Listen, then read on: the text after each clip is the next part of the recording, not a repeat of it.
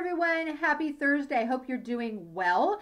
I wanted to come on and do a brief intel video. I have two articles that I'm just going to read a few paragraphs from. And also I'm going to link those articles below. And also a YouTube clip from Jack Hibbs, who's a pastor. He is a great pastor, and he's often on Jan Markell's channel that I refer on my channel.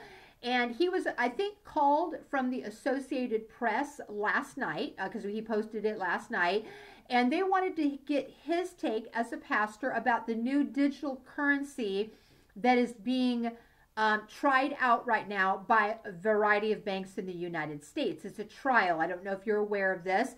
And so you can go and see what he says about it, and really how it aligns a lot with our Revelation teaching.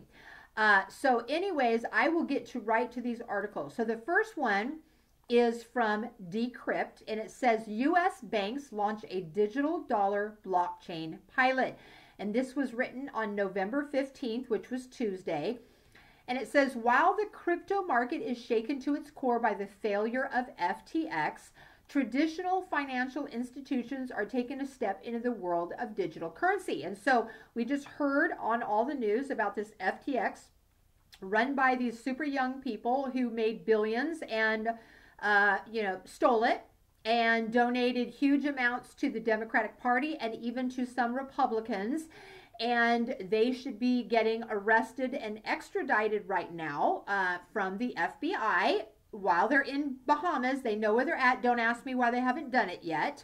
If this was some other conservative group that did it, they would have got them within the first hour of this coming out. It says a group of banking institutions, including HBSC, MasterCard, and Wells Fargo, announced on Tuesday the launch of a proof-of-concept digital money platform called Regulated Liability Network, or RLN. So basically, members of the U.S. banking payments community are involved in this concept, and they're working alongside the New York Innovation Center, which is part of the Federal Bank Reserve Bank of New York. And it says, according to the group, the platform will use distributed ledger technology, which is blockchain, to create opportunities to improve financial settlements. It will also draw participation from central banks, commercial banks, and regulated non-banks, including BNY Mellon, Citi, PNC Bank, Swift, TD Bank, Truist, and US Bank. And the last part I'm going to read is, in response to the announcement, exiled whistleblower Edward Snowden tweeted simply, "It begins." And I agree 100% with him.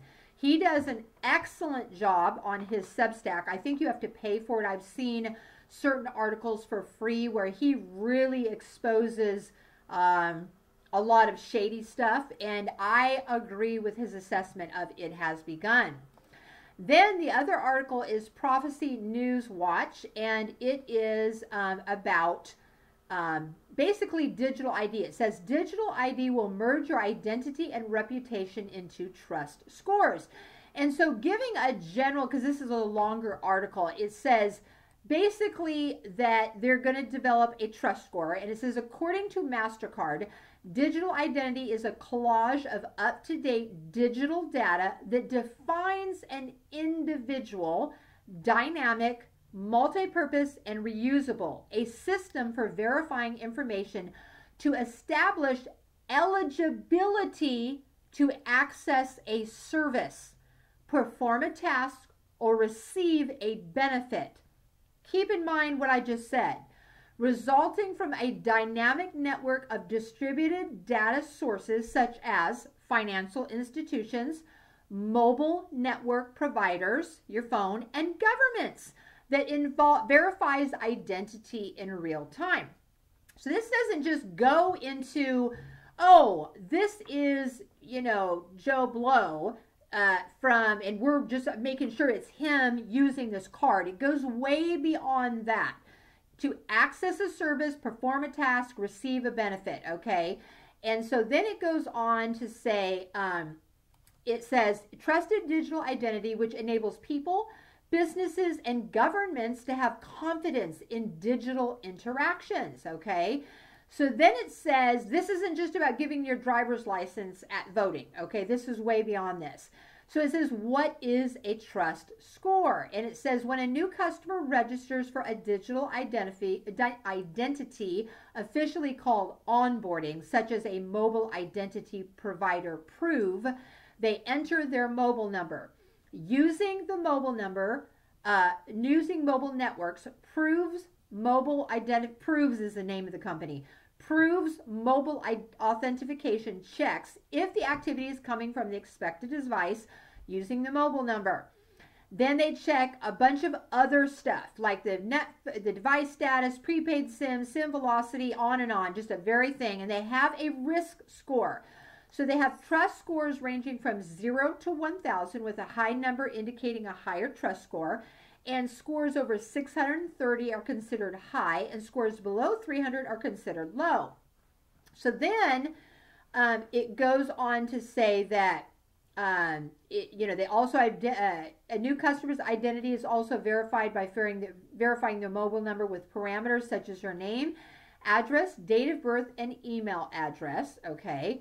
And then it says they also compare this data they've compiled, such as phone intelligence signals and consumer reporting agencies like credit reporting agencies, banks, utilities, telcos, and mobile network operators. So with all these agencies, you're gathering this trust report.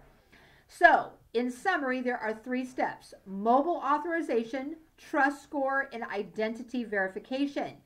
And so basically, identity validation has traditionally been either a yes or no decision, where new digital identity systems use trust scores, which act as identity quotients. So it says right here, let me see here. The level of a trust score allows organizations to make better decisions, whether at the airport check-in, security, car rental, or even at the hotel. The score goes up if other people have had a positive experience with a given user. The opposite is true if prior partners have not enjoyed their interactions, okay? So it says by 2030, WEF will see, for example, credit scoring expanding into life scoring. Identity and reputation will be digitized and analyzed in minute detail, shaping a future where a personal trust score will be the norm.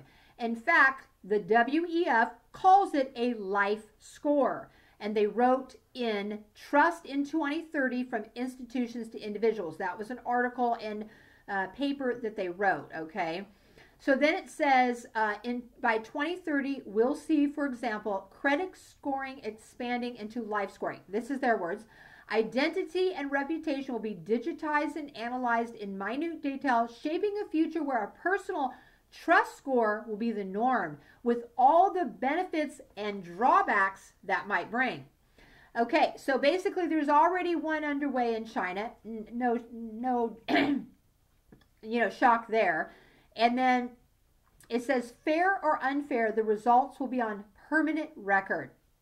And it's easy to imagine a similar system becoming universal. So basically, that's the end of that I'm going to, read. But if you know anything about China's digital, like they have a trust score, and they can have people report you. So let's say that you're sitting on a park bench and you throw your wrapper from your lunch into a trash can and it misses and you don't pick it up. They can have someone that reports you and your trust score goes down, their score, whatever it's called. You can find this on YouTube. There's actually people from China who explain the whole thing. There's been news stories on it where there's people that brag that all they do is watch their neighbors. It reminds me of the book 1984. And to me, this is so unfair because we see people like, I see Christian organizations right now that are being, targeted and said that they are some, terrible organization when they're not. It's just that they're conservative and that they are getting kicked off payment platforms based on other groups who are keeping watch over scores. And so we can see what this is going down to.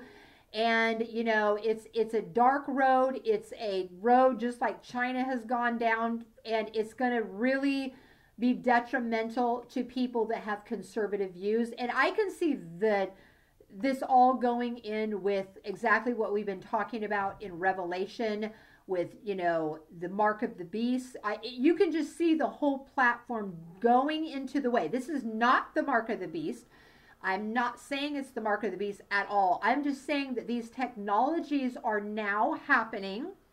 They're trying them out, and you can see how this paves the path right into when the Antichrist will have the mark of the beast. We will be so used to these life scores, digital blockchain, CBDCs, that no one's going to think anything about it.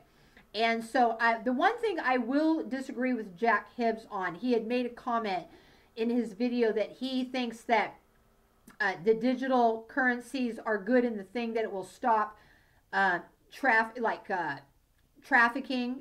human trafficking, cartels, that kind of stuff. I disagree on the trafficking part. I can see it throwing a major wrench into the cartels' plan for sure, because they deal in cash, but not with trafficking. People want what they want. They will barter, just like preppers talk about bartering. They will barter. They will barter art. That's a huge underground thing that they have. They will barter, drugs. They will barter, whatever, something physical and tangible for their evil lust. So I disagree with him on that one point. But I will link those 3 things down below, and I hope that you have a great day and a great weekend. God bless.